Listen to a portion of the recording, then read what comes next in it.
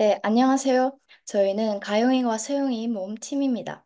저는 경영학과 이사학번 전서영이고, 오늘 저희는 기술과 융합된 예술을 어떻게 바라보아야 할까에 대해 발표를 진행하도록 하겠습니다.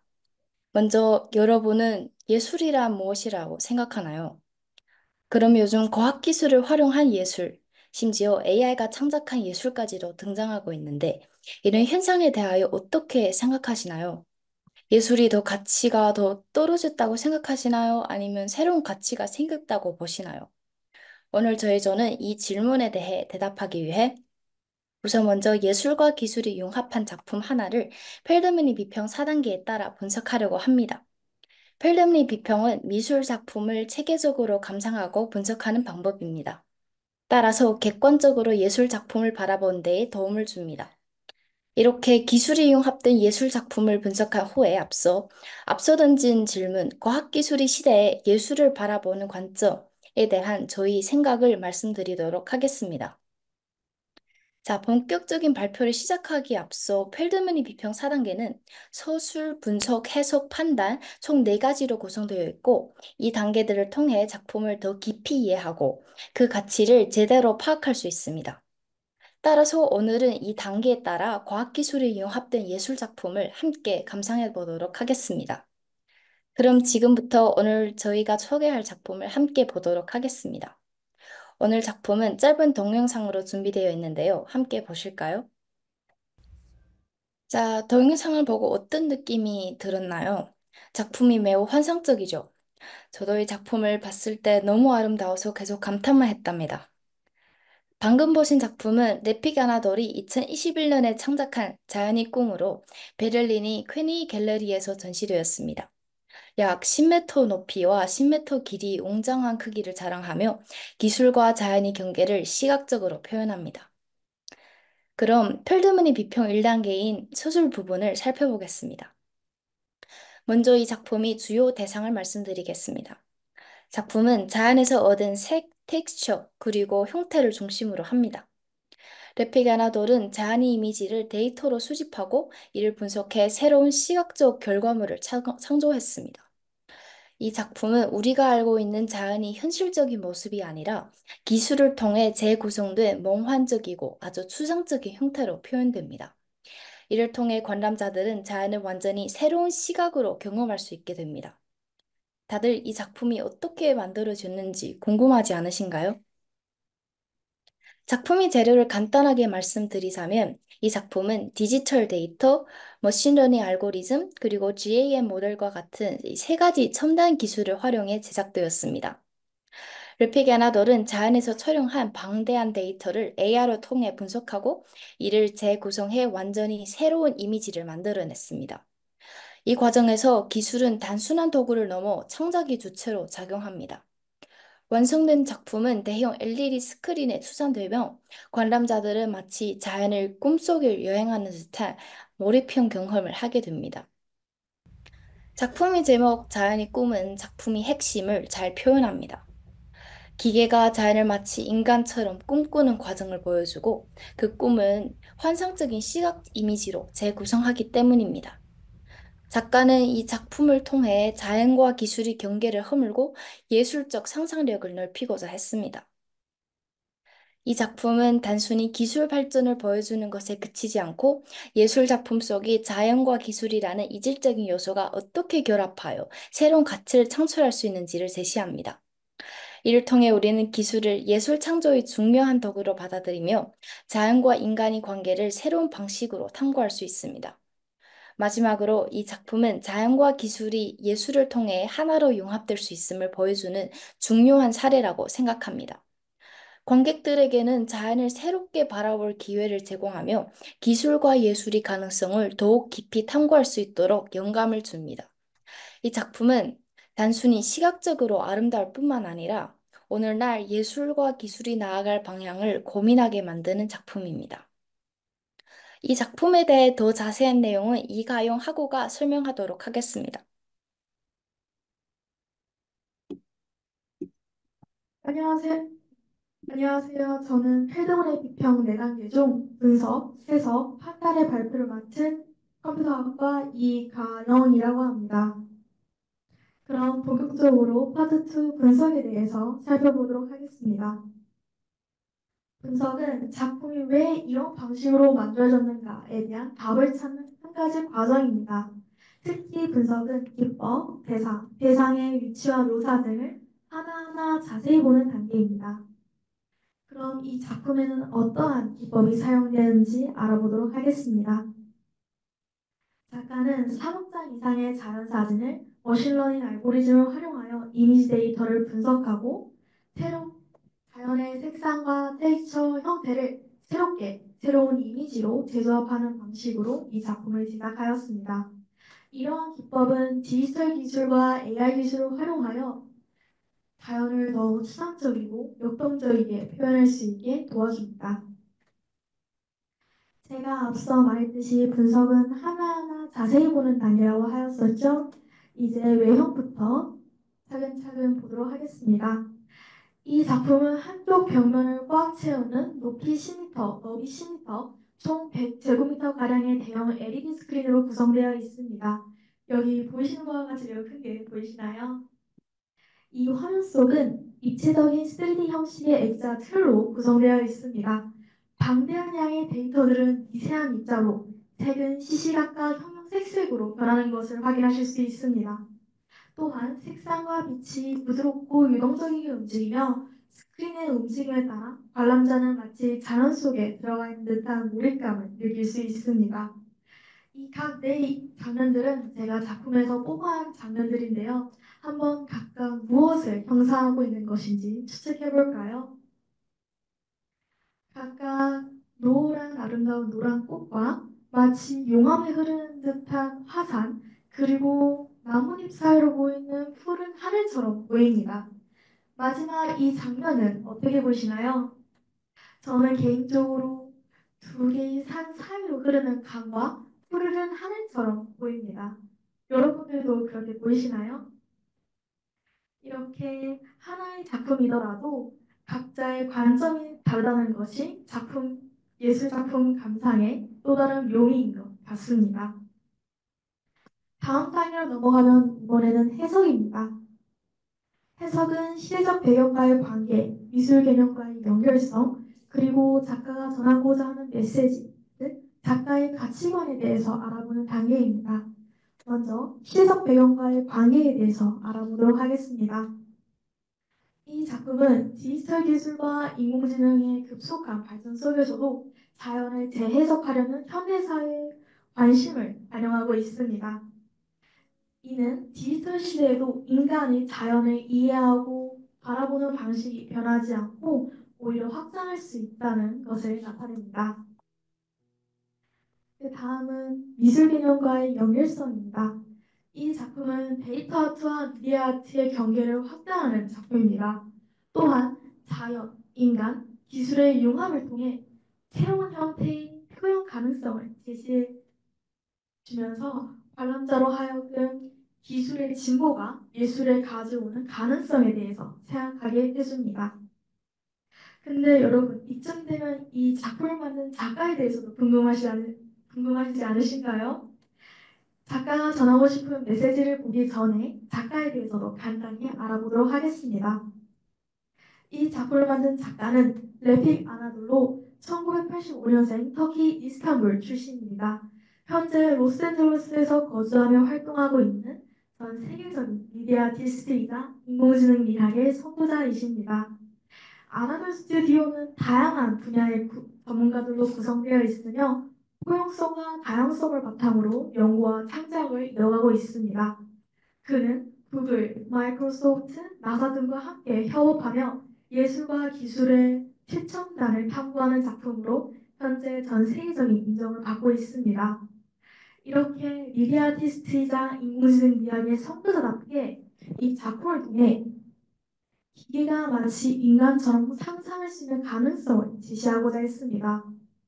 레피 아마돌은 이런 과정을 통해 인간이 자연이나 예술을 바라보는 시각과 작품을 바라보는 방식을 새롭게 재구성하며 현대 예술의 가능성을 넓히고 있습니다. 이렇게 작가의 가치관에 대해서도 알아보았습니다. 이제 다음 단계, 마지막 판단에 대해서도 알아보도록 하겠습니다. 판단은 작품이 나에게 주는 생각과 작품의 가치에 대해서 생각해보는 단계입니다. 처음 저희 팀은 인공지능이 하는 예술이라 하면 다소 어딘가 어색하거나 조금 기이하게 다가왔었습니다. 하지만 이 작품을 보고, 인공지능이 하는 작품이 이렇게 부드럽고 역동적이게, 즉, 자연스러운 작품 역시 만들어낼 수 있구나를 깨달으며 어쩌면 굉장히 신선한 충격으로 다가왔었습니다. 이렇게 이런 깨달음을 느끼며 저희는 그럼 AI가 만든 작품을 어디까지 예술로 정의할 수 있는가에 대한 작은 의문점이 없이 생기기도 하였습니다. 이렇게 저희에게 여러 가지를 생각하고 깨닫게 해준 작품 속에서 저희조가 생각하는 이 작품의 가치는 데이터를 예술적 뗄감, 즉 창작의 자료로 삼아서 우리의 경험을 더 넓게 확장시켜준다. 다시 말해, 데이터가 인간의 경험을 넓게 확장시켜준다는 점에서 가치가 있다고 느꼈습니다. 또한 AI 기술과 자연의 데이터라는 극과 극의 어쩌면 거리가 좀 먼 단어들이지만 이들을 융합하여 새로운 예술의 표현 가능성을 제시해주는 면에서도 큰 가치가 있다고 생각하였습니다. 이로써 패드먼의 마지막 단계 판넬까지 마쳤습니다. 패드먼의 비평을 통한 작품 감상은 어떠셨나요? 저희 팀이 발표 초반에 던졌던 화두에 대해서 기억하시나요? 이제부터는 앞서 던졌던 질문들과 저희들의 생각은 전서영 학우께서 이어서 발표해 주실 것입니다. 이로써 저희 발표는 마치겠습니다. 감사합니다. 네, 지금까지 필드맨이 비평 4단계를 대표한 작품 분석을 마쳤기 때문에 저희 과학기술을 활용한 예술 작품에 대한 생각을 발표하도록 하겠습니다. 저희는 먼저 이 작품을 보면서 이러한 과학기술을 활용한 예술 작품과 사람이 직접 만든 예술 작품 사이에는 어떤 차이가 있을까 생각해 보았습니다. 먼저 인간이 노력으로 만들어진 예술은 작가 감정과 개성이 반영되어 독창성과 희소성이 강조됩니다. 그러나 기술로 만들어진 예술은 효율성을 중요시하기 때문에 감정적인 피해가 있습니다. 인간이 창작한 작품은 개인적인 경험이나 감정이 반영되지만 기술 기반 창작은 이를 재현하기 어렵습니다. 또한 기계적 효율성에 중심을 두다 보니 감정의 깊이나 섬세함이 결여되는 경우가 많아 관객과의 감정적인 연결이 약해질 수 있습니다. 기술로 만든 예술 작품은 작가의 개성과 감정이 반영되지 않아 고유성을 유지하기 어렵습니다. 그리고 알고리즘을 통한 창작은 쉽게 복제 가능해 독창성을 상실할 수 있습니다. 이러한 차이점을 감안해서 예술과 기술이 융합될 때 우리는 어떤 자세를 가져야 할까요? 그것은 열린 마음으로 새로운 가능성을 수용은 하나 이것이 우리에게 어떤 영향을 초래할지 비판적으로 사고하며 이 작품이 우리에게 새로운 경험을 선사해 준 것처럼 예술과 기술의 융합이 우리 사회에 좋은 가치를 더할 수 있도록 미래지향적인 관점에서 보는 태도를 가져야 한다고 생각했습니다. 무엇보다 중요한 것은 사람이 만든 작품도, 인공지능이 만든 작품도 두 가지는 서로 다른 방식으로 예술의 가능성을 확장시키고 있고 서로 보완해주는 관계를 가지고 있다고 우리는 결론을 내렸습니다. 마지막으로 기술과 융합된 예술이란 과연 무엇일지 정의를 내리고 발표를 마치고자 합니다. 저는 예술이라는 것이 과학기술의 도입으로 인하여 예술을 표현하는 방식이 달라지면서 그에 대한 본질이 확장되었다고 생각합니다. 그래서 저희 팀에서는 현재 기술과 융합된 예술은 창의적인 표현과 기술을 결합해 새로운 경험과 가치를 만들어내는 활동이라는 결론을 내렸습니다. 이 발표를 듣고 여러분들이 앞으로 다양한 예술 작품을 접하는 데 있어서 보다 가치 있고 뜻깊은 감상을 하실 수 있는데 계기가 되었으면 좋겠습니다. 이상으로 발표를 마치겠습니다. 감사합니다. 우리는 철학을 이해 잘 못하는 우주입니다. 우리 주제는 미디어에 반영된 한국 철학의 이해입니다. 저는 컴퓨터학과 지가영입니다. 저는 전철교학과 저하진이라고 합니다. 영어영문학과 원급해석입니다. 저는 미디어학과 장치고라고 합니다. 저는 미디어학과 장경우입니다. 네, 별별이 시작하기 앞서 먼저 모차를 보시면 첫 번째는 한국의 동아시아 철학에 대한 이야기하고 이어서 한국의 여성주의 철학에 대해 살펴본 후 마지막으로 한국의 수준주의 철학에 대한 발표하며 마무리하겠습니다. 네, 이제부터 한국의 동아시아 철학에 대해 발표하겠습니다. 동아시아 철학은 오랜 역사와 전통을 가지고 있으며 시대의 흐름에 따라 현대적인 사상 요소를 받아들인 철학입니다. 유교와 같은 정통 사상부터 탈시민주의와 같은 근대 영향을 받은 사상까지 동아시아 철학은 다양한 분야를 포함하고 있습니다. 그래서 오늘 저는 동아시아 철학에 대해 살펴보도록 하겠습니다. 먼저 여러분께 질문 하나 있는데요. 여러분은 유교, 불교 등이 종교라고 생각합니까? 아니면 철학이라고 생각합니까? 사실 이 도사상은 종교로도 볼 수 있고 철학으로도 볼 수 있습니다. 이런 사상은 단순히 개인의 신앙을 넘어 인간관계, 사회적 책임 등을 강조하고 동아시아 사회에 깊은 영향을 끼친 철학이라고 볼 수도 있습니다. 그러므로 유교, 불교 등은 종교와 철학의 경계에 있는 사상들로 동아시아만의 독특한 문화를 만들었습니다. 그래서 우선 혹시 여러분 드라마 응답하라 1988을 본 적 있으신가요? 이제 응답하라 1988에서 나타난 유교 철학의 혀에 대해 살펴보도록 하겠습니다. 유교 철학에서 혀는 부모와의 관계에서 존경과 배려 그리고 책임을 보호하는 개념입니다. 혀의 근본은 자녀가 부모의 고통을 이해하고 함께 나누려는 데 있습니다. 이 혀는 응답하라 1988에서 덕선이 어머니의 갱년기 시기에 보여주는 태도를 통해 구체적으로 드러납니다. 다음에는 영상 하나 보도록 하겠습니다. 네, 어머니가 갱년기로 인해 힘들어할 때 독서는 어머니를 이해하고 외로해서 심리적으로 지지해줬습니다. 이는 유교적 관점에서 부모의 고통을 자녀가 함께 분담하는 혀와 가족 책임감의 실천이라고 볼 수 있습니다. 그래서 이처럼 덕선의 예를 통해 동아시아 사회 속에서 저희가 유교에 관한 철학적 가치가 무엇인지 다시 한번 생각하게 합니다. 다음으로 한국 분들은 거의 다 아시는 영화 8월의 크리스마스에 담기는 불교 철학의 무상사상에 대해 살펴보도록 하겠습니다. 무상사상은 모든 것이 영원하지 않고 언제든 변할 수 있다는 불교적 사상입니다.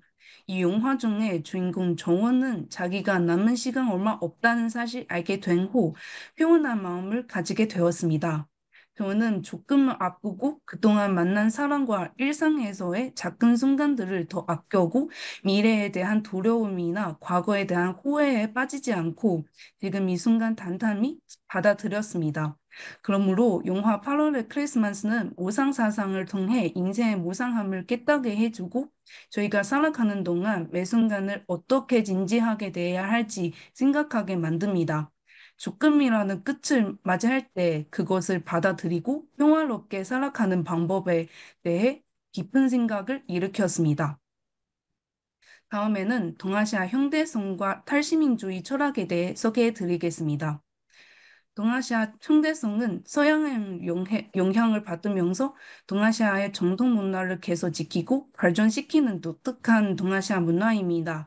이는 동아시아 국가들이 근대화와 서구화 과정을 겪으면서 동시에 본래의 문학적 정체성을 유지하고 자기만의 길을 찾은 것입니다. 그리고 이 과정에서 탈시민주의가 등장합니다. 탈시민주의는 시민의 지배에서 벗어나 자신만의 목소리를 찾으려는 철학적 움직임입니다. 그래서 이 철학은 단순히 서구의 영향에서 벗어나는 것뿐만 아니라 새로운 정체성을 찾아가는 과정이기도 합니다. 그리고 한국 영화 아가씨에서 주인공들이 겪는 억압과 갈등은 바로 탈시민주의 철학을 잘 나타냅니다. 이 영화는 일제 감정기 시대를 배경으로 한 이야기로 여성의 시각을 통해 시민지의 권력을 깨뜨린 과정을 보여줍니다. 영화에서 귀족 아가씨와 고아소녀 소키는 정작 동맥 관계를 맺고 지배자를 섞이려는 계획은 시민에 대해 저항과 탈시민적인 정체성을 찾으려는 과정을 보여줍니다. 이를 통해 시민지 비지배자들이 용대하고 저항하며 자신만의 정체성을 다시 세우는 과정을 보여줍니다. 따라서 영화 아가씨는 탈시민주의 철학을 바탕으로 시민지 지배에서 벗어나려는 노력을 표현할 뿐만 아니라 탈시민 환경 속에서 독립성과 자기 정체성을 추구하는 과정을 보여줍니다. 네, 지금까지 한국의 동아시아 철학에 대해 알아보았습니다. 다음은 여성주의 철학에 대해 이야기해 보도록 하겠습니다. 이번에는 여성주의 철학에 대해 함께 이야기하려고 합니다. 힙합과 한국 영화가 세계적으로 인기를 얻으면서 한국 문화는 단순히 오락을 넘어 성평등과 여성주의를 논의하는데 못다한 영향을 미치고 있습니다. 먼저 여성주의 철학은 성평등을 주장하고 전통적인 성 역할을 비판하여 여성의 주체성과 자기 관행을 강조합니다. 여성은 성별 역할로 정의되지 않고 자유롭게 자신을 표현하여 자신의 삶을 통제할 권리를 가져야 한다는 것이 핵심입니다. 여성주의는 긴 역사를 거쳐 발전해왔습니다. 제1차 여성주의는 여성의 기본관, 특히 선거관과 교육관에 집중했으며, 제2차는 성차별과 전통 가족 구조를 비판하여 법률 변화와 여성의 해방을 이끌었습니다. 이후 제3차 여성주의는 다원성과 교차성을 강조하여 인종, 성적 지향 등 다양한 차별 문제를 다뤘습니다. 최근 제4차는 미투 운동과 같은 디지털 플랫폼을 통해 성보료, 신체 자원, 자유권 등의 문제를 공론화하여 현대 사회에 새로운 변화를 가져오고 있습니다. 그 다음은 영화 중에 여성주의 살펴보겠습니다. 82년생 김지영은 여성주의를 핵심으로 한 영화입니다. 영화는 평범한 주부 김지영은 승부의 이야기를 담고 있으며 그녀가 가정, 결혼, 직장에서 겪는 성차별을 드러냅니다. 영화에서 김지영은 때때로 무의식적으로 부모 또는 남편의 어초로 말하는데 이러한表현은 사회적 기대에 얽매인 그녀의 등경을 현실적이고 형정적으로 반영합니다. 이 영화는 주인공의 경험을 통해 한국 사회에 복합적으로 존재하는 성불평등 현상을 보여줍니다. 이 영화는 가지는 보이지 않는 여성 문제를 드러내고 사람이 사회에서 여성의 문제에 관심을 갖도록 유도하는 데 있습니다. 혹시 여러분 힙합 노래 라는 아세요? 라는 힘, 용기, 자기 관한 부여에 관한 노래로 여성의 강인감과 왕과 같은 자신감을 보여줍니다. 가사의 I'm alive like a queen은 여성이 사자처럼 힘을 가질 수 있을 뿐만 아니라 왕처럼 모든 것을 지배할 수 있음을 보여줍니다. 뮤직비디오는 강렬한 시각 효과로 전투와 지도자의 기지를 표현하고 멤버들은 금속 갑옷을 입고 그들은 도전을 맞이할 준비가 되었음을 형성했습니다. 여성주의라는 관념에서 볼 때 이 노래는 여성이 자신의 삶을 지배할 수 있는 관한과 능력이 있으며 자신이 가지를 정립하기 위해 다른 사람에게 의존할 필요가 없다는 것을 보여줍니다. 라는 음악과 시각 언어를 통해 전통사회의 여성에 대한 고정관념에 도전하고 여성도 강자될 수 있다는 이념을 강조합니다. 하지만 한국 사회에서 여성주의는 여전히 많은 토전에 직면했습니다. 82년생 김지용은 개봉 당시 일부 남성 관계들로부터 과격한 여성주의라는 비판을 받았으며 힙합에서도 여성 아이돌의 성취가 종종 성폭화되거나 남성 중심의 시선으로 평가받는 경우가 많습니다.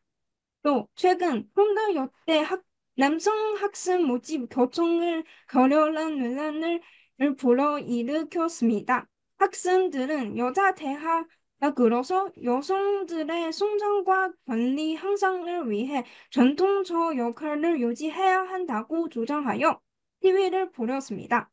이러한 논란을 성별 문제를 둘러싼 한국 사회의 부당한 태도를 보여줍니다. 여성주의 철학에 대한 이야기를 여기까지입니다. 다음 실존주의에 대한 살펴보도록 하겠습니다.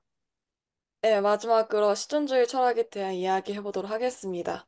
실존주의는 개인의 자유, 책임, 주관성을 중요하게 여기는 철학적, 문화적 흐름입니다. 실존주의에 따르면 인간은 개인이 단순히 생각하는 주제가 아니라 행동하고 느끼며 살아가는 주체자라고 합니다. 이는 19세기 후반부터 20세기 중반에 유행했습니다. 실존주의는 유식론적 실존주의와 무식론적 실존주의 두 종류가 있고 유식론적 실존주의 대표자는 야스퍼스, 무식론적 실존주의 대표자는 사르트르가 있습니다. 현재 사회에서 논의되는 실존주의 철학은 보통 무식론적 실존주의 철학인데요. 다음으로 무식론적 실존주의 대표자 사르트르의 실존주의에 대해서 살펴보도록 하겠습니다. 시존이 본질에 앞선다라는 말은 실존주의 제2원칙입니다. 여러분들이 많이 들어봤을 수도 있는 구절인데요. 엄청 추상적이지 않아요? 여기서 본질의 의미는 어떤 것이 어떤 것이 존재하는 이유나 목적이라는 것입니다. 예를 들어 의자의 본질은 사람이 앉을 수 있는 곳이고 신발의 본질은 사람의 팔을 보호하는 것이라는 거죠. 어, 그 슬라이드 다 넘겨주세요. 네. 그렇다면 인간은 본질이 무엇일까요? 생각해보세요. 인간은 생각할 수 있으니까 인간인가요? 사실은 생각할 수 없어도 인간은 인간입니다. 즉, 인간은 본질이 없는 것입니다. 인간은 본질도, 목적도 모든 죄로 어쨌든 이 세상에 시전하게 된 것입니다. 이것이 바로 시주는 본질에 앞선다라는 말이에요. 또 사라트르는 인간은 자유를 선고받았다고 얘기합니다. 즉 인간은 어떻게 살아야 한다는 규범도 무엇을 해야 한다는 의무도 주어진 역할도 없습니다. 내가 뭐 하던 그것에 내 자유라는 뜻이죠. 또 사르트르는 자기 기만을 이야기했습니다. 인간은 매 순간 선택을 해야 하는데요.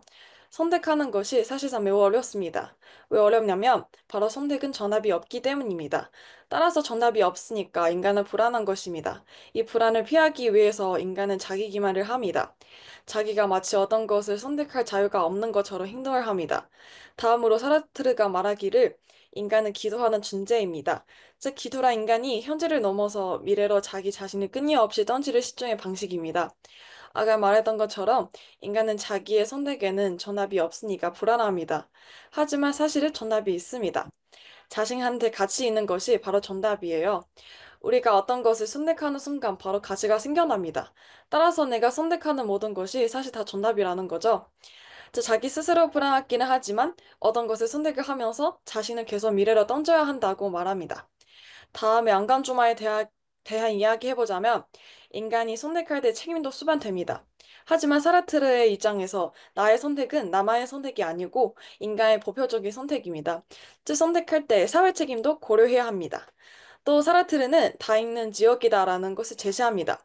사르트르는 다인과의 상호작용에서 인간은 종종 다인의 시선과 그들의 평가, 기대에 영향을 받기 때문에 완전히 자신의 본성과 의지에 따라 살지 못한다고 생각했습니다. 따라서 다인은 일종의 지역과 같은 존재가 되어 우리에게 억압과 구속을 느끼게 합니다. 시준주의를 간단하게 알아보고자 드라마 스카이캐슬에서 시준주의를 살펴보겠습니다. 스카이캐슬은 대한민국에서 주문받은 높은 직업을 도내에서 명문가 출신 부민들이 자신들의 대학 이치를 위해 서로 경쟁하고 견제하는 드라마입니다. 먼저 동영상을 시청하도록 하겠습니다. 네, 동영상에서 선생님은 스카이를 목하며 사람이 아니라고 하셨습니다. 이 말은 완전히 틀린 거죠? 왜냐하면 인간은 시존의 본질에 앞섰기 때문입니다. 개인의 가치는 외부 적응이나 다른 요인이 아니라 자신의 선택과 행동에 의해 결정됩니다. 선생님의 이러한 사상은 시존주의 철학의 관점에 외배됩니다. 또 아까 동영상에서 나온 준상이라는 사람이 자기의 배다른 딸인 해나가 죽은 후에 반성하고 사표를 냈어요. 그는 한평생 어머니의 뜻에 따라 살아온 것을 인식하고 자신의 누군지 모르겠다고 느꼈습니다. 준상의 말을 통해서 그는 인간의 시주는 본질의 앞선을 인식했다는 것을 알 수 있습니다. 더 많은 부모는 자기 기만 속에서 살아갑니다. 예를 들어 부모들은 점점 자기 합리화를 통해 내면의 죄책감과 갈등을 줄이려 합니다. 그들은 자신의 선택의 여지가 없으며 자녀의 성공을 보장하기 위해 모든 것을 희생해야 한다고 믿음으로써 자신의 자유와 책임을 회피합니다. 이것이 바로 사르트르가 말한 자기기만입니다. 스카이, 스카이캐슬이라는 커뮤니티는 마치 지옥과 같습니다. 그들의 모든 행동은 다인의 시선 아래에서 이루어지면 행동과 선택은 더 이상 자기 실험을 위한 것이 아니라 다인의 인정을 얻고 부정을 피하기 위한 것이 됩니다. 사라트르의 말처럼 그들의 자신의 행동에 대한 주동관을 잊고 외부의 기대와 사회적 역할에 의해 정리됩니다. 다인은 지옥이다라는 실존주의 사상을 완벽하게 반영하는 것이죠. 네, 철학을 이해하면 한국의 전통 문화나 현대 미디어에 나타난 다양한 사회적, 윤리적, 심리적 의미를 깊이 있게 파악할 수 있습니다. 특히 철학적 관점에서 한국의 역사와 문화적 특징을 분석함으로써 한국 사회의 가치관과 한국 사람의 사고방식을 더 깊이 이해할 수 있게 되고 이것은 유학 생활에 도움이 됩니다. 또한 철학에 대한 의미와 가치를 이해하는 것은 우리 인생에 대한 매우 중요하다고 생각합니다. 철학은 사람들에게 개인의 존재 의미를 탐구하도록 도와주며 이를 통해 인생을 가치 있게 만들어줍니다. 또 철학은 알아보면서 타인과 세계에 대한批判적으로 생각할 수 있습니다. 여러분은 철학이 개인의 삶이나 사회에 어떤 영향을 미친다고 생각하시나요? 한번 생각해 보는 계기가 되었으면 좋겠습니다. 지금까지 발표를 들어주셔서 감사합니다. 발표를 마치겠습니다.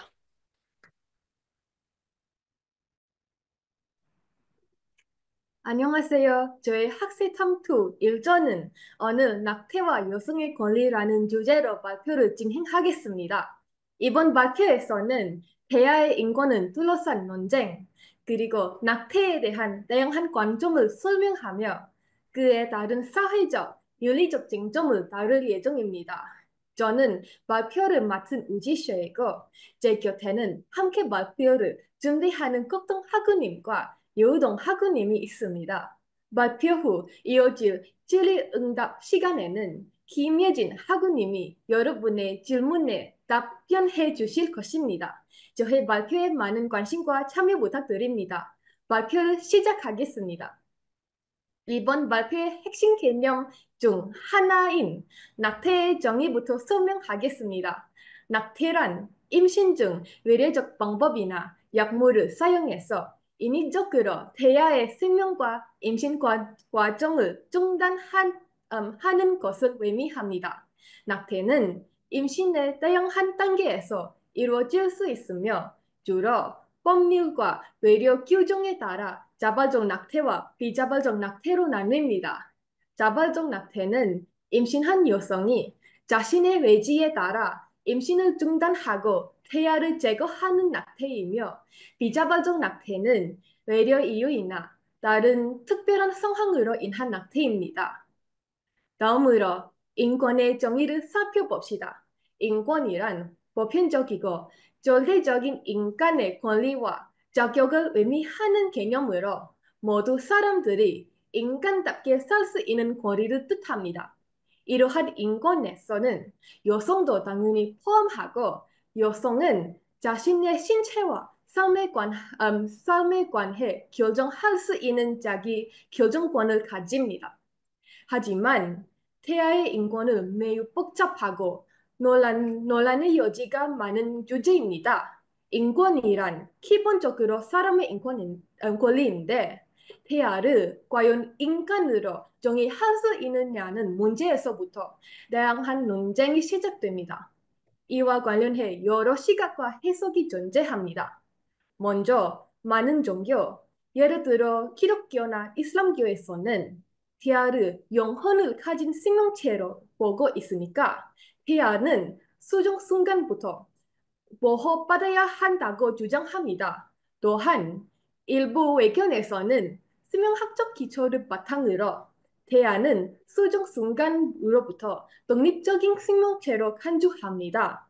반면 일부 과학자와 윤리학자들은 생명이 단순한 생명학적 존재로만 정의될 수 없으며 외식, 인식 능력, 그리고 자율성을 중요한 요소로 보고 있습니다. 과학계에서는 태아가 언제부터 생명으로 간주하여야 하는지에 대해 다양한 의견이 존재합니다. 심장박동이 시후적되거나 신경계가 발달하는 특정 시점에서 대아에게 권리가 부여되어야 한다는 주장이 있지만 일부는 더 구체적인 발달 단계가 필요하다고 봅니다. 외력계에서는 낙태와 관련된 교정에서 모체의 건강과 안전을 최우선으로 고려해야 한다고 강조합니다. 이처럼 대화의 인권은 명확하게 정의하기가 어렵습니다. 따라서 지금 우리는 각국의 법과 사회적 그리고 문화적 배경에 따라 낙태에 대한 입장을 살펴봅시다. 각국은 낙태에 대한 법적 입장이 서로 다릅니다.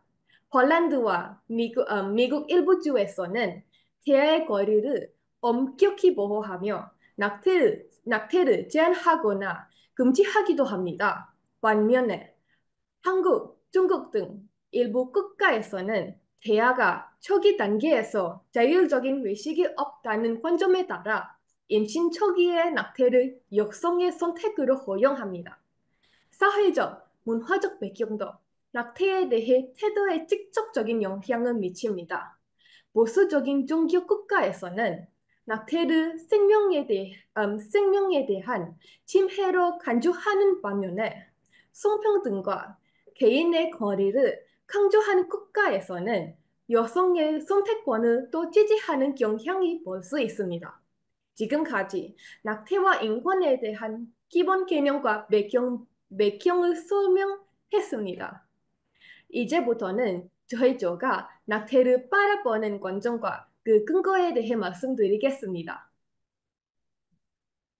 나태에 대해 여러분 어떤 입장을 취하고 있나요? 저희 조는 4명 모두 여성의 나태 여부를 결정할 권리를 가져야 한다고 생각합니다.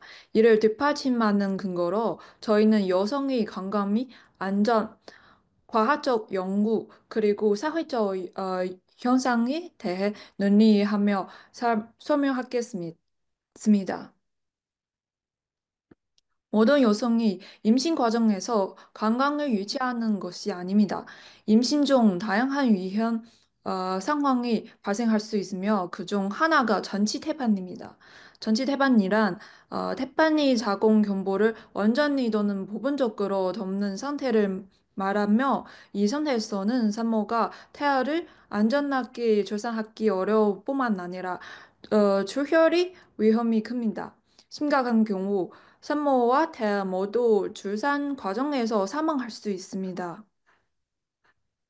세계 인권 선언 제25조는 모든 사람이 적절한 생활 수준, 음식, 의료, 그리고 의료를 받을 권리가 있다고 명시하고 있습니다. 여성이 임신으로 인해 그 심각한 신체적 악화를 겪다면 이는 제25조에서 명시한 기본 권리를 침해하는 결과를 절해할 수 있습니다. 따라서 나태는 여성들이 이러한 건강 문제를 피하고 자신들이 건강을 보호하는 방법으로 인권 선언의 취지에 보합한다고 생각합니다. 또한 임신은 선포행위로 발생할 수 있으며 강제로 태아를 출산하게 되면 산모에게 심각한 정신적 외상이 있을 수 있습니다. 선보형 비하자는 성인뿐만 아니라 미성년자도 포함되어 유엔 인구 활동 기구에 따르면 매년 약 730만 건의 미성년 임신 사례가 발생합니다.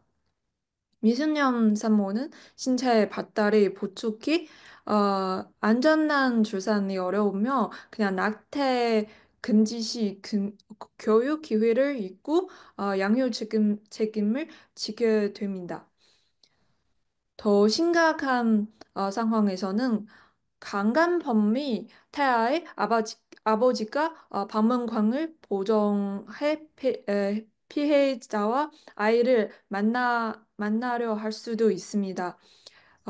크리스토퍼 폴 아서 화이트는 연수 강간범이지만 그는 아동 및 가족 법원 자문 및 지원 서비스 담당자의 권고에 따라 딸에 대한 비감독 접촉을 허용받았습니다.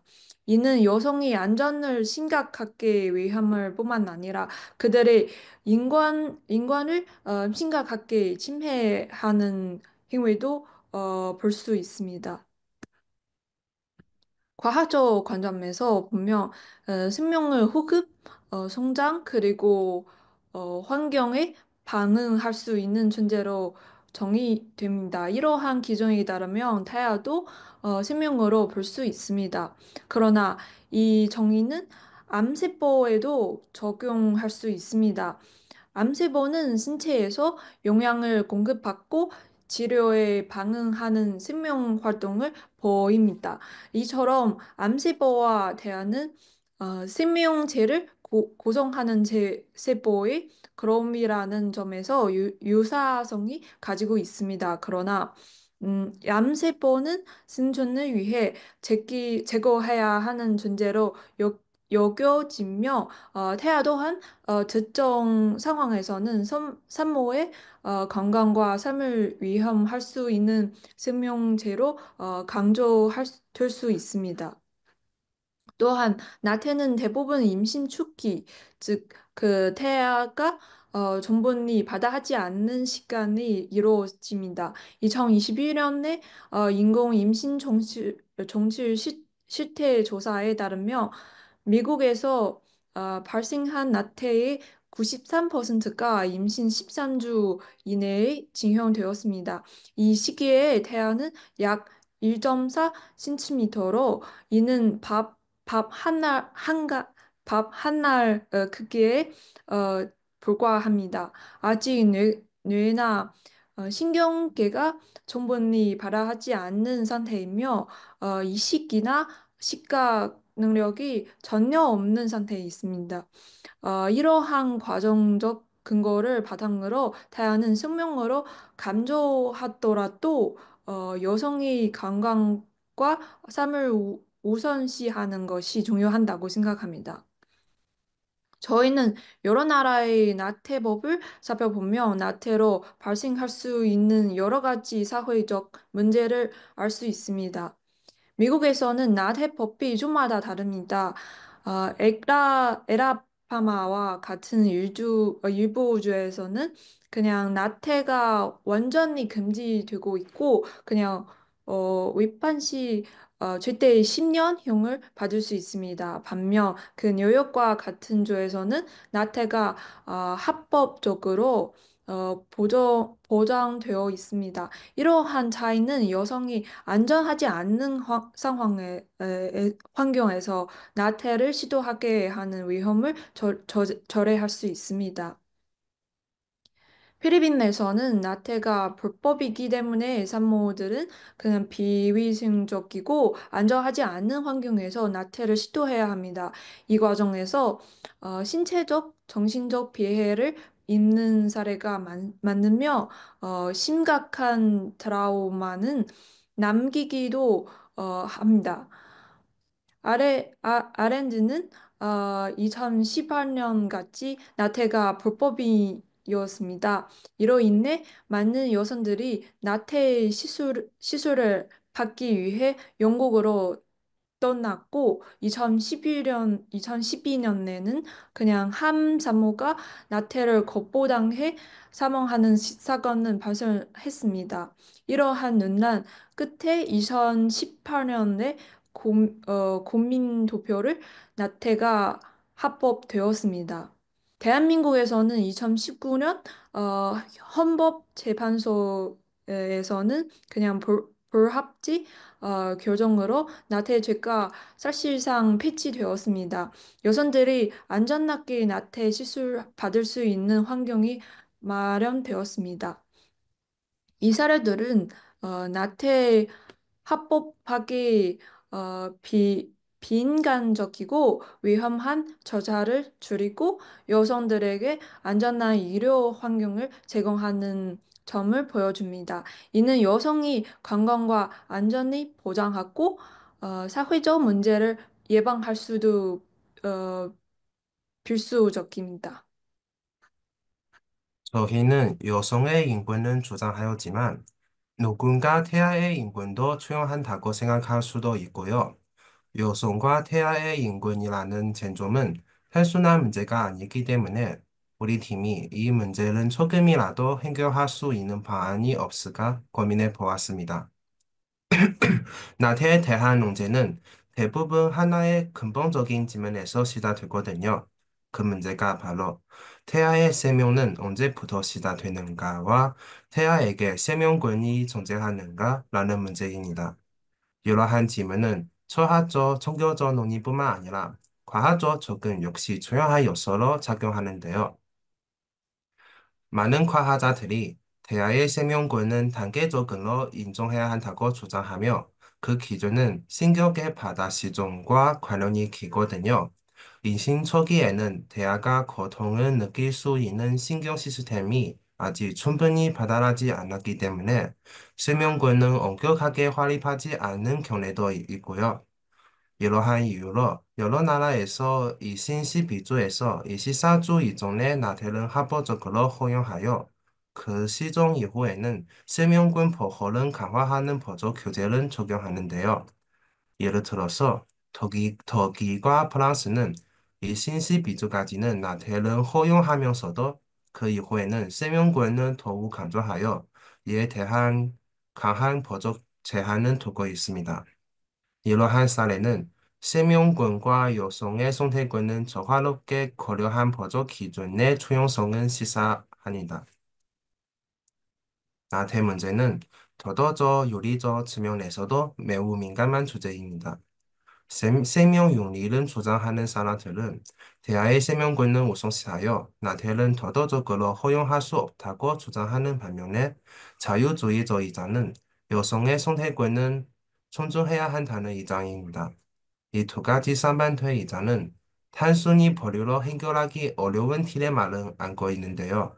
따라서 보조 시스템이 이러한 윤리적 갈등을 완화할 수 있는 그리고 유통성 있는 제도를 마련해야 합니다.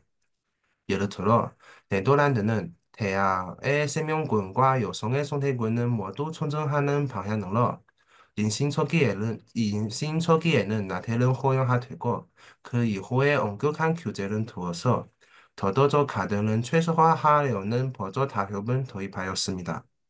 이러한 버저 타협은 개인의 상황은 충분히 고려하여 사회적 합의를 통해 민감한 문제를 해결하려는 하나의 방안으로 제시될 수 있습니다. 2015년 뉴욕 대학교 블래너 정의센터는 범죄율에 영향을 미치는 다양한 요인을 분석한 보고서를 발표하였습니다. 근청의 나태 합법화가 범죄율 감소에 일정한 영향을 미칠 수 있다는 점이 어근되었는데요. 보고서는 1980년부터 2014년까지의 데이터를 바탕으로 다평양 경제 다평양 경제 위기 분석은 통해 다양한 요인의 영향을 탐구하였습니다. 1990년대에서 1990년까지의 기간 동안 나대 합법화는 범죄율에 영향을 미칠 수 있는 요인 중에 하나로 보완되었으며 특히 청소년 범죄 감소와 사회 불안정성 완화에 중요한 역할을 한 것으로 보입니다. 보고서는 나태 합법화가 코카인 사용 감소, 그리고 휘발유 안에 있는 나한량 감소 등 다른 요인들과 함께 범죄율이 낮추는 데 기여했음을 보여주고 있습니다. 여러분이 생각하는 나태가 허용된 경우 대하의 생명권과 여성의 선택권 사이에서 균형을 맞추는 방법이 무엇일까요? 여기까지 발표를 마무리하여 저희는 나태 문제에서 여성의 자기 결정권이 무엇보다 존중받아야 한다는 입장은 여기서 다시 강조하고자 합니다. 태아의 생명권과 여성의 권리는 서로 충돌할 수 있지만 각 개인마다 상황에 맞추어 선택권이 반드시 보장되어야 합니다. 여성들이 안전한 환경에서 자신의 생활과 신체를 결정할 수 있는 권리는 인권의 핵심이며 이를 지지하는 법적, 사회적 시스템이 구성하는 것이 중요합니다. 이상 하시탄 투 2조의 발표였습니다. 경청해 주셔서 감사합니다. 안녕하세요. 저는 성평등 더 나은 세상을 위한 발걸음을 주제로 발표를 진행하게 된 사랑스러운 인권조 동예라고 합니다. 모든 인간은 태어날 때부터 자유롭고 평등하며 존엄과 권리를 가진 존재다. 이는 세계 인권 선언의 핵심 원칙입니다. 하지만 우리는 과연 이 원칙을 진정으로 실현하고 있을까요? 성평등은 여성과 남성 모두가 동등한 권리와 기회를 누릴 수 있도록 하는 것입니다. 이는 더 나은 사회로 나아가기 위한 필수 조건입니다. 성평등이 실현될 때 우리는 더욱 공정하고 풍요로운 세상을 만들 수 있습니다. 여러분은 진정한 성평등이 무엇인지, 그리고 그것이 우리 사회에 어떤 변화를 가져올지 고민해 본 적이 있나요? 지금부터 그 답을 찾아가는 여정을 함께 시작해 보겠습니다. 다음은 저희 조의 발표 순서입니다. 네, 안녕하세요. 이어서 발표를 진행하게 된 이혜경입니다. 먼저 여성인권 운동에 대해 말씀드리고자 합니다. 페미니즘은 생물학적 성별로 인해 발생하는 모든 형태의 차별을 반대하며 남녀 평등을 지지하는 믿음에 기반한 운동으로 정의됩니다. 이는 여성에게 불평등하게 부여된 지위와 역할을 변화시키려는 실천적 노력인 동시에 사회 현상을 분석하고 바라보는 하나의 관점입니다. 이러한 신념에 따라 행동하고 실천하는 사람을 우리는 페미니스트라고 부릅니다. 오늘날 페미니즘은 성평등을 실현하기 위한 사회적, 정치적, 문화적 움직임으로 그 영향력은 전 세계적으로 확산되고 있습니다. 단순히 남녀 간의 평등을 넘어서 인종, 계층, 성적 취향, 장래와 같은 다양한 교차적 관점을 통합하여 성평등의 의미를 확장해 왔습니다. 이는 성별에 따른 차별을 해결하려는 운동에 그치지 않고 더 나은 사회를 만들기 위한 폭넓은 변화의 동력이 되고 있습니다. 미국과 유럽 등 서구 사회에서는 페미니즘이 사회 전반에 걸쳐 주류적인 영향력을 발휘하고 있습니다. 성평등 관련 법률의 강화, 유리천장의 해소, 임금 격차 해소와 같은 문제들이 주요 과제로 떠오르고 있습니다. 반면 중동과 아프리카, 아시아의 일부 개발도상국에서는 여전히 전통적인 성역할과 문화적 장벽이 주요 장애물로 작용하고 있습니다. 주로 여성 교육 확대, 조혼 방지, 가정 폭력 근절, 생식 권리 보장과 같은 의제가 중심이 되고 있으며, 비록 이러한 움직임이 정치적 억압이나 사회적 반발에 직면하기도 하지만 점차 그 영향력을 확대하고 있습니다. 현대 페미니즘이 가장 중점적으로 다루는 이슈 중 하나는 성폭력과 성희롱 문제입니다. 전 세계적으로 큰 반향을 일으킨 미투 운동은 직장 내 성희롱, 데이트 폭력, 가정 폭력 등 다양한 문제를 공론화하여 여기에 여성의 목소리가 합쳐져 법적, 사회적 대응을 촉진했습니다. 또한 임금 격차와 경제적 불평등 문제도 중요한 과제입니다. 많은 국가에서 여성은 여전히 남성에 비해 낮은 임금을 받고 있으며 비정규직이나 저임금 노동에 종사하는 비율이 매우 높습니다. 이를 해결하기 위해서는 법적 개선뿐만 아니라 사회적 인식의 변화도 필요합니다. 여성의 재생산 권리에 대한 문제도 논쟁의 중심에 있습니다. 특히 낙태와 피임 접근성 문제는 일부 국가에서는 여전히 민감한 주제입니다. 일부 국가는 여성의 재생산 권리를 보장하지만 많은 지역에서는 법적, 사회적 제한이 존재하여 여성의 인권, 건강과 자율성을 제약하고 있습니다. 최근 몇 년간 페미니즘 운동은 반페미니즘 운동의 확산이라는 새로운 도전 과제에 직면하고 있습니다. 일부 남성들 사이에서는 페미니즘이 남성을 배제하거나 억압하려는 운동으로 오해되기도 합니다. 심지어 여성 우월주의를 주장하는 사상으로 왜곡되기도 합니다. 이러한 왜곡은 미디어나 온라인 커뮤니티에서 잘못된 정보와 편견이 확산되면서 더욱 심화되고 있습니다. 이로 인해 성평등에 대한 논의가 본질에서 벗어나 갈등과 대립으로 변질되고 잘못된 고정관념에 의해 오해를 받는 일이 빈번하게 발생하고 있습니다. 성평등은 특정 성별을 우위에 두는 것이 아니라 모든 성별이 동등한 권리와 기회를 누릴 수 있도록 하는 것을 목표로 한다는 점을 명확히 이해하는 것이 중요합니다. 이를 위해 페미니즘의 본질과 성평등의 의미를 정확히 알리고 이에 대해 교육과 정보 전달을 강화하는 것이 필요합니다. 성평등과 페미니즘은 서로 배척하는 개념이 아니라 함께 조화롭게 실현될 때 더 나은 사회를 만들어갈 수 있습니다. 다음은 남성인권 운동에 대해 살펴보고자 합니다.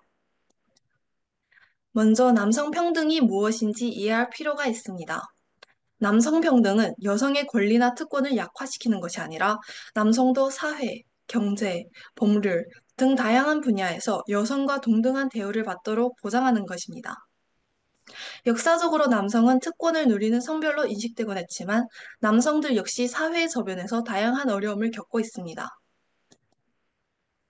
남성 평등과 관련된 주요 이슈는 먼저 정신건강 문제를 들 수 있습니다.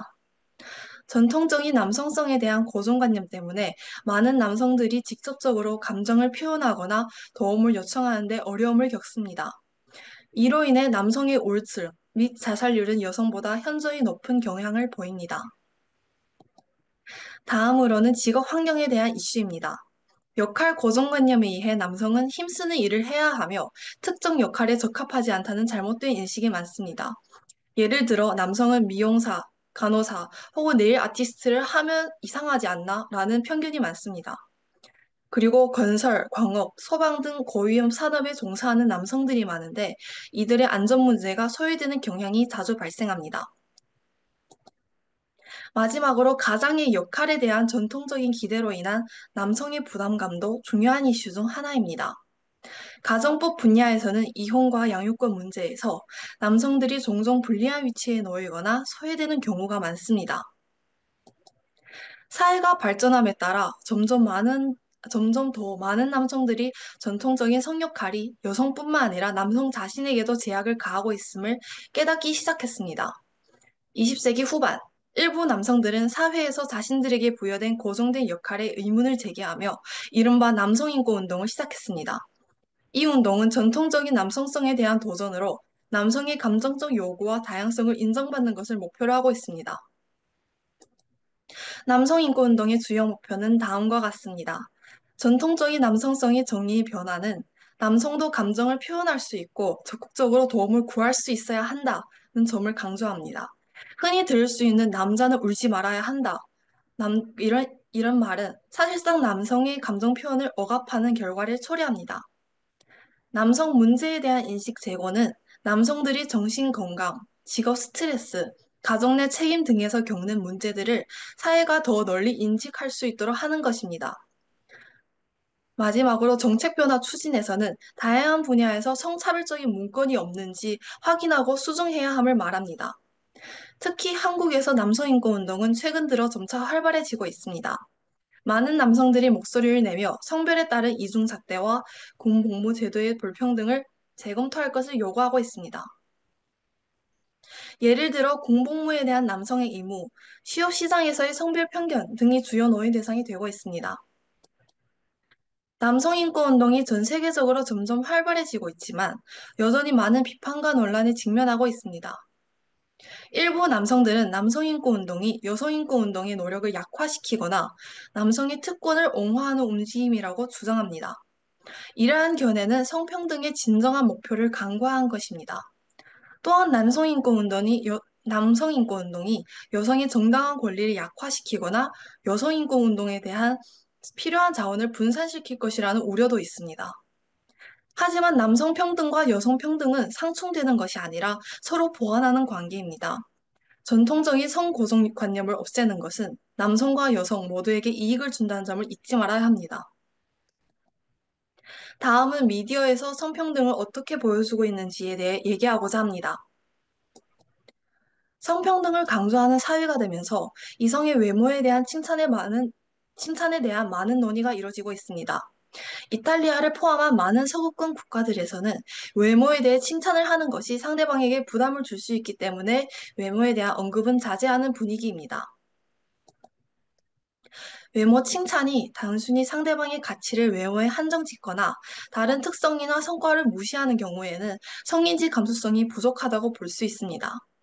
특히 이성에게 자주 외모에 대한 칭찬을 하는 건 그 사람의 가치를 외모에만 연결짓는 성차별적인 시각에서 비롯됩니다. 이런 칭찬이 개인의 능력이나 업적보다 더 강조된다면 성평등의 관점에서 문제가 될 수 있습니다. 성인지 관수,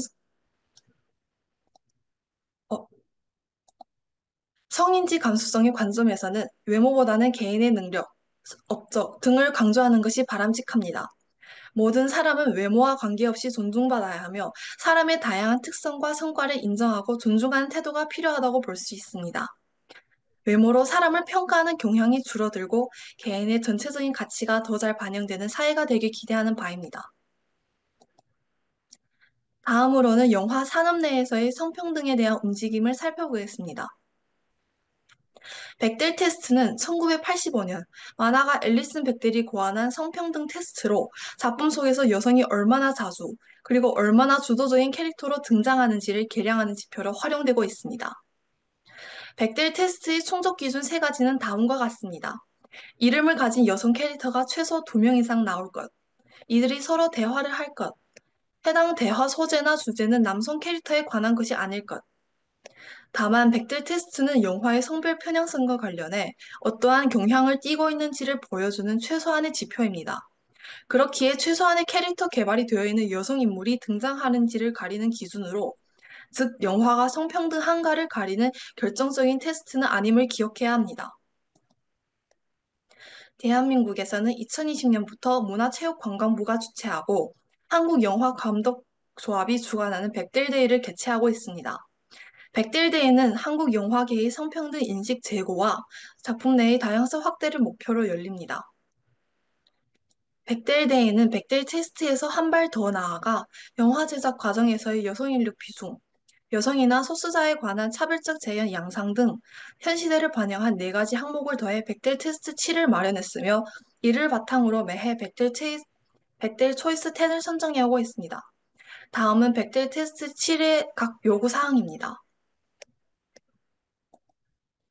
다음 작품들은 저마다 다른 해에 백델 초이스 10에 선정된 작품들입니다. 여러분이 이미 보신 작품들 중에서도 백델 초이스에 선정된 작품이 있는지 나중에 확인해 보시는 것도 흥미로운 경험이 될 것 같습니다. 마지막으로 저희가 성평등을 주제로 저희가 전하고자 하는 메시지를 말씀드리려고 합니다. 성평등은 모든 개인이 성별에 관계없이 동등한 기회를 가지고 공정하게 대우받아야 한다는 원칙을 기반으로 합니다. 이는 사회의 모든 분야에서 성별에 따른 차별이나 불평등을 제거하고 모든 개인이 평등하게 발전할 수 있는 환경을 만드는 것을 의미합니다. 또한 성평등은 모든 사람이 자신의 권리를 존중받으며 자신의 능력과 성과에 따라 평가받아야 한다는 믿음을 포함합니다. 성평등은 단순히 이상적인 목표가 아닙니다. 이는 우리 모두가 함께 노력하고 실천함으로써 이룰 수 있는 현실적인 목표입니다.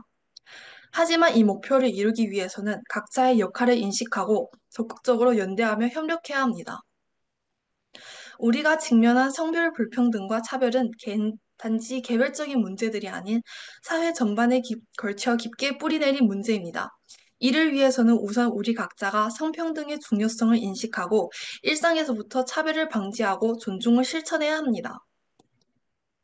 성평등을 이루기 위해서는 직장, 학교, 커뮤니티 등 다양한 영역에서 적극적으로 행동하고 목소리를 내는 것이 필요합니다. 직장에서는 성별에 관계없이 공정한 기회를 보장하고, 학교에서는 성평등 교육을 통해 올바른 가치관을 심어주는 것이 중요합니다. 또한 사회 전반에서는 성차별적인 언어나 행동을 바로잡고 성평등을 지지하는 정책을 추진하는 것이 필요합니다. 우리의 목소리와 행동이 모여 큰 변화를 일으킬 수 있습니다. 성평등을 이루기 위해서는 우리가 할 수 있는 첫걸음은 서로의 차별 없는 권리를 존중하고 지원하는 것입니다. 우리가 지향하는 성평등은 단순히 개인의 권리를 넘어서 모든 사회 구성원의 권리를 존중하고 보호하는 것입니다. 그러므로 오늘부터 우리는 성평등을 위한 실천을 시작하고 그 과정에서 서로를 지원하며 변화를 이끌어가는 주체가 되어야 합니다. 우리의 연대와 협력이 모여 성차별 없는 공정한 사회를 만들어 갈 것입니다. 모두 함께 행동하고 목소리를 내어 차별 없는 세상을 향해 나아갑시다.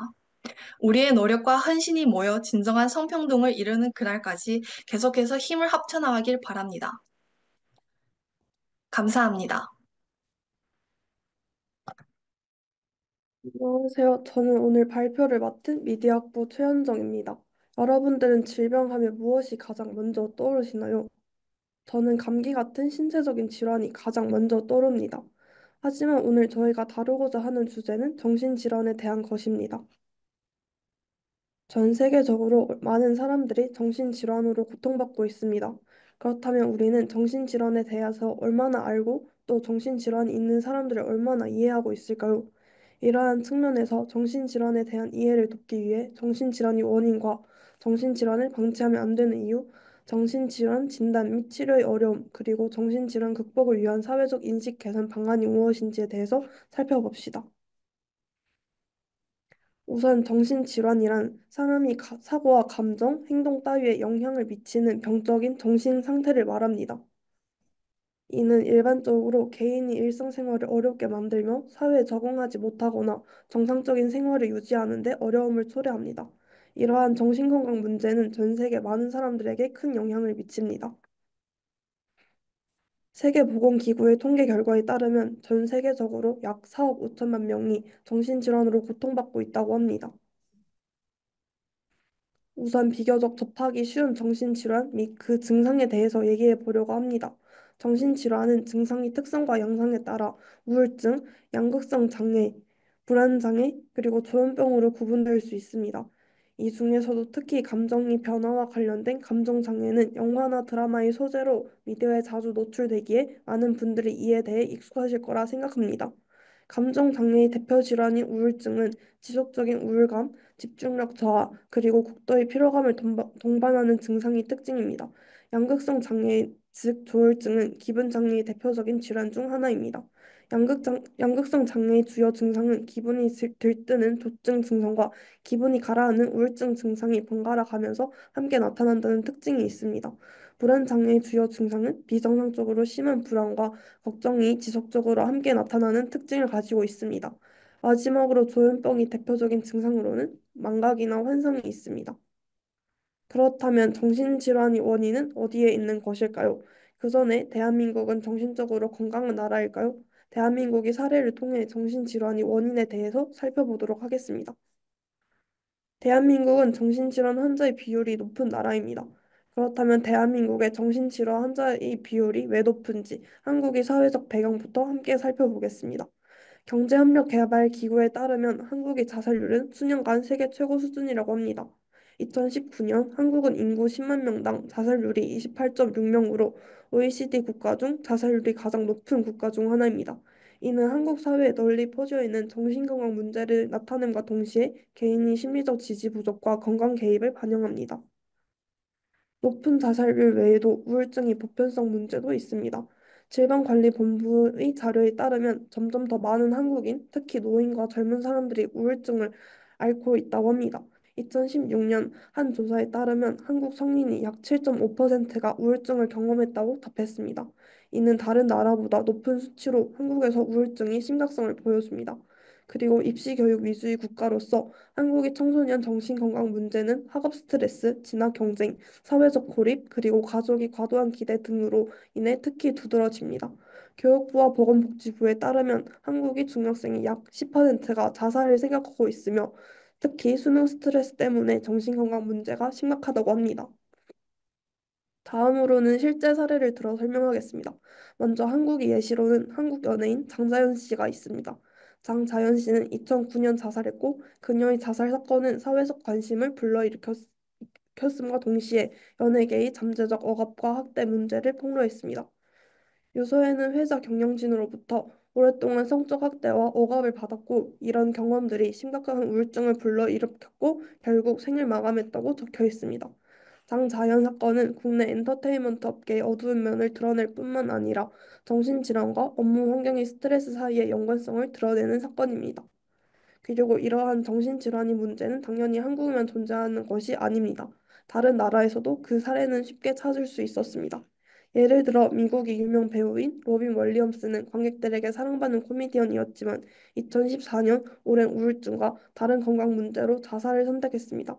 그의 가족과 친구들에 따르면 로빈 윌리엄스는 오랫동안 우울증, 불안장애와 파킨슨 병을 앓았다고 합니다. 이 질병은 그의 정신 건강에 더 부정적인 영향을 미쳤다고 합니다. 이 비극적인 사례는 성공한 사람들조차 마음속 깊은 곳에서 엄청난 정신적 고통을 겪을 수 있음을 알려줍니다. 대한민국의 현실, 그리고 두 명의 사례가 참 마음 아프게 다가옵니다. 정신질환의 원인은 크게 유전적인 원인과 환경적인 원인으로 나눌 수 있습니다. 그렇다면 지금까지 사례들을 보셨을 때 여러분들은 이러한 정신질환의 원인이 어디에 있다고 생각되십니까? 우선 유전적 요인은 정신질환에 대한 취약성을 결정하는 데 중요한 역할을 합니다. 자폐 스펙트럼 장애, 주의력 결핍, 과잉 행동 장애, 양극성 장애, 그리고 조현병과 같은 질환들은 유전적 요인이 영향을 더 많이 받으며 유전율은 51%에서 80% 사이에 이른다고 합니다. 물론 정신질환이 환경적인 요인 역시 매우 중요하게 작용합니다. 트라우마, 스트레스, 사회 경제적 조건과 같은 외부 요인은 정신질환이 발병에 기여할 수 있다는 것은 앞서 살펴본 사례들을 통해 충분히 생각해 볼 수 있습니다. 뿐만 아니라 어린 시절 학대나 방치 혹은 극심한 삶의 스트레스 요인들은 뇌화학과 감정 조절 방식을 변화시킬 수도 있습니다. 여기 환경 요인이 정신 건강에 얼마나 중요한 역할을 하는지 잘 보여주는 한 사례가 있습니다. 바로 일란성 삼둥이 로버트 샤프란, 에디 갤런드, 데이비드 켈먼의 이야기입니다.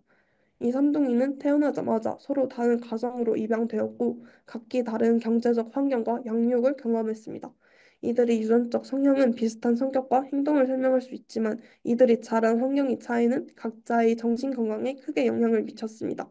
특히 에디 갤런드는 우울증에 시달리다 결국 스스로 목숨을 끊는 비극을 맞이했습니다. 이는 가족관계, 어린 시절의 경험, 스트레스 등 사회 환경 요인이 유전적 유사성에 상관없이 정신 건강에 큰 영향을 미친다는 점을 강조해 줍니다. 이 사례는 정신질환이 발병에 있어 선천성과 후천성이 얼마나 복잡하게 얽혀 있는지를 보여줍니다. 그래도 조금 더 영향을 미치는 요인이 있을 텐데 여러분들은 사례를 들으면서 어떤 요인에 초점을 두고 들으셨나요? 저희는 환경적인 요인이 영향이 더 크다고 생각합니다. 그렇게 생각하는 이유는 곧 타고난 본성이 기초를 세우는 반면 환경은 그 기초 위에서 트리거 역할을 한다고 저희는 믿습니다. 유전적 요인은 우리 정신 건강의 기본적인 틀을 제공하지만 결국 이 틀을 어떻게 다루느냐는 경험, 관계 그리고 사회적 환경에 의해 결정되는 것이기 때문입니다. 이어서 소니아 하고가 환경적 요인을 중요시 생각하는 이유와 정신질환의 개선 방안에 대해서 설명하도록 하겠습니다. 네, 안녕하세요. 저는 발표를 맡은 기계공학부 소니아라고 합니다. 지금 발표를 계속하도록 하겠습니다. 네, 이처럼 정신질환은 환경적인 요인에 의해서 발병될 가능성이 있기 때문에 우리는 이러한 환경적 요인에 의한 정신질환을 충분히 예방할 수 있고 또한 선천적으로 정신적 문제를 갖고 태어났다고 하더라도 환경적 요인에 의해 긍정적인 방향으로 이끌 수 있다고 믿습니다. 그렇다면 우리는 왜 긍정적인 방향을 고민해야 할까요? 다시 말해, 우리는 왜 이러한 정신질환을 방치하면 안 될까요? 물론 정신질환을 겪고 있는 환자가 건강한 삶을 되자는 것이 정신질환을 방치하면 안 되는 이유이겠죠. 그러나 우리는 그 주변의 영향도 살펴봐야 합니다. 정신질환은 환자의 가족에게도 그리고 사회적으로도 매우 부정적인 영향을 미칠 수 있기 때문이죠. 먼저 정신질환은 가족 관계에 깊은 영향을 미칠 수 있습니다.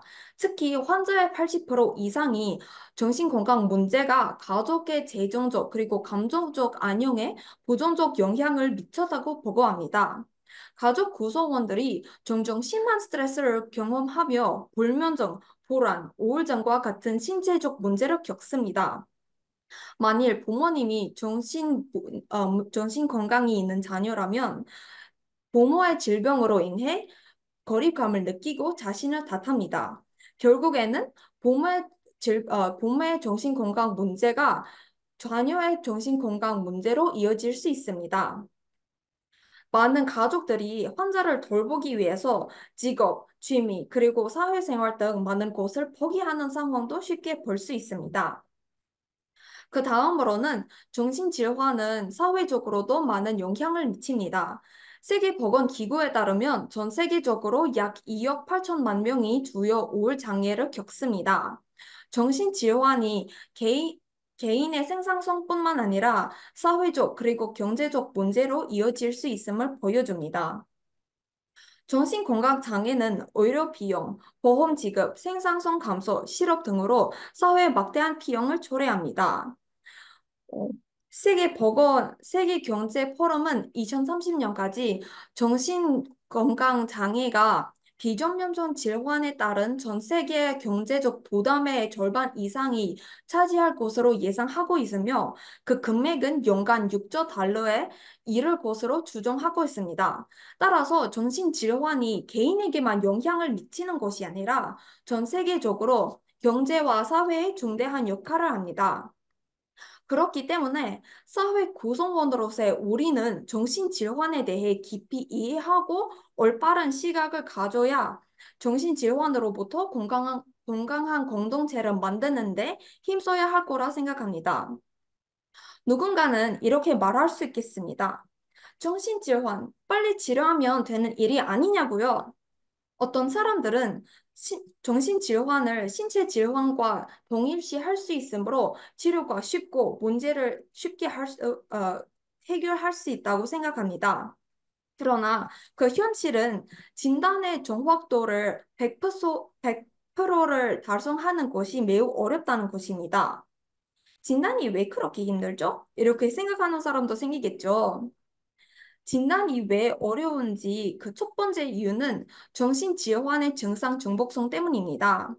정신과 전문의는 나타나는 행동의 일관성을 측정하고 감정적 에피소드를 분석하기 위해서 많은 시간이 필요하기 때문에 누군가를 제대로 진단하는데 평균 10년이 걸립니다. 또한 정신질환에 대한 낙인도 진단을 어렵게 만드는 요소입니다. 많은 사람들이 정신질환에 대한 사회적인 인식 때문에 도움을 받는 것을 고립니다. 예를 들어 체조 선수 사이먼 바일스의 경우 세계적인 선수로서 많은 성취를 이루었지만 불안 장애로 인해 경기를 포기한 바가 있습니다. 사이먼 바일스는 자신의 정신건강 문제를 대중 앞에서 공개하며 성공적인 사람조차도 정신건강 문제를 숨기려는 사회적 압박을 느낀다는 점을 강조했습니다. 정신질환의 유병률이 증가하고 있음에도 대중의 인식이 여전히 부족합니다. 많은 사람들은 정신질환을 가짜 질병이나 의지 부족으로 오해하며 이는 질병의 예방과 치료를 방하고 사회적 변경을 강화합니다. 이러한 변경은 정신질환에 대한 정보 부족과 교육 미비에서 비롯됩니다. 정신건강 교육이 부족한 탓에 환자는 질병뿐만 아니라 사회적 고립감과 열등감을 느끼게 됩니다. 그러나 선천적 요인에도 불구하고 환경적 요인으로 긍정적인 변화를 이끌 수 있다는 믿는 우리는 무엇을 할 수 있을까요? 우리가 할 수 있는 일은 정신질환에 대한 사회적 인식을 개선하고 변경과 차별을 줄일 수 있는 방법을 고민하는 것이라고 생각했습니다. 그래서 우리 팀이 그 고민에 따른 조치 크게 세 가지 측면에서 생각해 봤습니다. 그거 바로 사회 측면, 미디어 측면, 그리고 기업 측면에서 고려했습니다. 첫 번째는 학교, 직장, 그리고 지역사회에서 정신건강 지식을 홍보하여 대중이 정신질환의 진정한 모습을 인식할 수 있도록 돕습니다. 대중과학 활동, 공개 강의, 언론 보도를 통해 정신질환에 대한 오해와 루머를 타파합니다. 그리고 정부는 정신질환자가 고용, 의료, 교육, 그리고 다른 분야에서 정당한 권익을 보호하고 정신질환으로 인해 부당한 대우를 받지 않도록 관련된 법률을 제정하고 개선해야 합니다. 따라서 사회적 차별에 대한 우려로 치료를 꺼리는 심리적 장벽을 제거돼서 사람들이 전문적인 도움을 부담 없이 요청할 수 있게 됩니다. 그리고 어, 정신질환의 조기 진단과 개입은 환자의 회복에 매우 중요하며 치료 효과를 향상시키고 장기적인 사회 경제적 부담도 줄일 수 있습니다. 두 번째는 미디어가 묘사하는 정신질환에 대한 전망은 불정확하게 표현하지 않도록 적절한 심사를 거쳐야 합니다. 미디어는 정신질환에 대한 대중의 인식을 형성하는 데 매우 중요한 역할을 합니다. 그래서 뉴스 보도와 예술 작품은 정신질환자를 악마화하거나 범죄 행위와 연결하는 것을 피해야 하고 오히려 정신건강 문제의 다양성을 보여주고 긍정적인 메시지를 전달해야 합니다. 미래를 내다보면 정신건강 문제가 어, 아직 증가하고 함에 따라 정신건강에 대한 공정보건 정책과 사회의 관심도 그에 따라 조정되어야 합니다. 그래서 세 번째는 정신건강 응용, 그리고 온라인 상담 서비스와 같은 현대 기술을 개선해야 합니다. 특히 대면 커뮤니케이션 불가능할 특수 기간 동안 더 많은 사람들이 적시에 심리적 지원을 받는 데 도울 수 있습니다. 네. 그래서 지금까지 교육, 정책 지원, 그리고 공정보건 시스템의 개선을 강화함으로써 사회는 정신질환에 대한 차별을 효과적으로 줄이고 환자가 조기에 지원과 치료를 받을 수 있도록 도울 수 있습니다.